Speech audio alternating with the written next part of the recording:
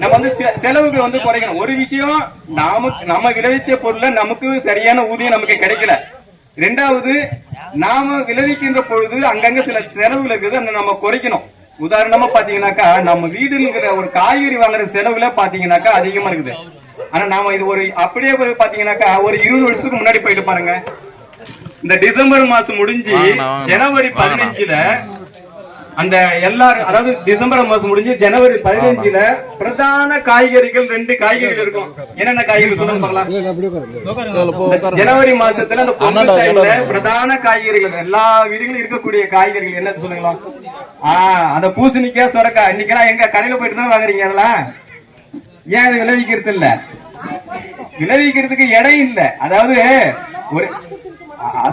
ஒரு 20 வருஷத்துக்கு முன்னாடி பாத்தீங்கன்னாக்கா இந்த மாதிரி மாடி வீடுலாம் இருந்திருக்காது, கூரை வீடுகள் தான் இருந்திருக்கும். ஒரு 2 சென்டோ 3 சென்டோ இருக்கும். அதுல ஒரு குறிப்பிட்ட இடத்துல நம்ம கூரை வீடுகள் கட்டிட்டு தோட்டம் பின்னாடியும் முன்னாடி கொஞ்சம் வாசலும் இடம் விட்டுருப்போம். ஒரு பக்கத்துல மாடு கட்டுறதுக்கு ஒரு இடம் விட்டுருப்போம். பூசணி கொடி வந்து வீடு மேல கொடி ஏறிட்டு இருக்கோம். அந்த வீட்டுக்கு சுத்தி பாத்தீங்கன்னா ஒரு வேலி போட்டிருப்போம். அந்த வேலியில பாத்தீங்கன்னாக்கா சில கொடிகள் காய்கறிகளை இருந்துட்டு இருக்கோம். பாவக்காவும் ஏதோ இருந்துட்டு இருக்கோம். ஒரு தக்காளி விளைஞ்சிட்டு இருக்கோம். ஒரு கத்திரிக்காய் இருக்கும். இன்னைக்கு அதெல்லாம் நம்ம போட்டிருக்கிறோமா? கிடையாது. 1200 ஸ்கொயர் ஃபீட் அரை கிரவுண்ட் வாங்குவோம். அந்த 1200 ஸ்கொயர் ஃபீட்டுக்கு வீட்டை கட்டிட்டு போர்ட்டிகள் இது மட்டும் தெருவில் கட்டுவோம்.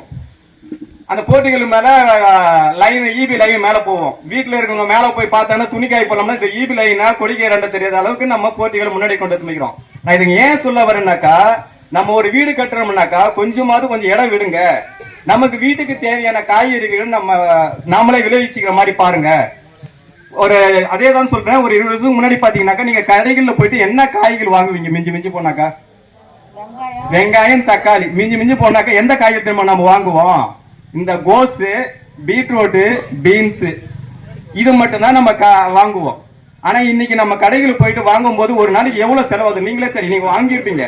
குறைஞ்சபட்சம் 100 ரூபாய் மொழி எழுதலாம நம்ம வரமாட்டாங்க. இல்ல நான் வந்து சொல்றேன்னாக்கா, அந்த 100 ரூபாய் என்பது இன்னைக்கு மறுநாள் காலைல போயிட்டு மறுபடியும் 100 ரூபாய்க்கு வாங்குவீங்க. அப்ப என்னன்னாக்கா, இங்க வந்து நம்ம வந்து செலவுகளை குறைக்கணும். அப்போ இப்ப தெரியுது இல்லையா எங்க செலவாகுன்றது? இதுவும் நம்மளுடைய லிஸ்ட் தான் இருக்குன்னு சொல்ல வரேன் நான். இன்னைக்கு வளர்ச்சி அடைஞ்சுன்னு சொல்ல, வீடு கட்டியாச்சு, மாடி வீடு கட்டியாச்சு, எல்லாமே ஓகே தான். ஒரு வீட்டுக்கு 2 வீடு 2 இடத்துல கட்டி இருக்கிறோம். ஒரு வீட்டுல பாத்தீங்கன்னாக்கா ரூம், இது ஹாலு, இது கிச்சனு, இது பெட்ரூம் அப்படின்னு நம்ம பிரிச்சுட்டோம்.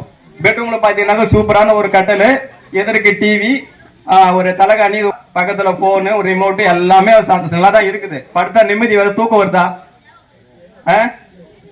பார்த்தோம்னா இந்த வீட்டுக்கு வாங்கின கடன் எப்ப அடைகிறது? எதற்கு இந்த டிவிக்கு இஎம்ஐ எப்ப முடியுது? பக்கத்துல போன் எடுத்தாக்க இது வேற நாளையோட ரீசார்ஜ் முடியுது. இப்படி நாமளே சில பிரச்சனைகளை உருவாக்கி வச்சு இதெல்லாம் நம்ம வந்து குறைக்கணும்.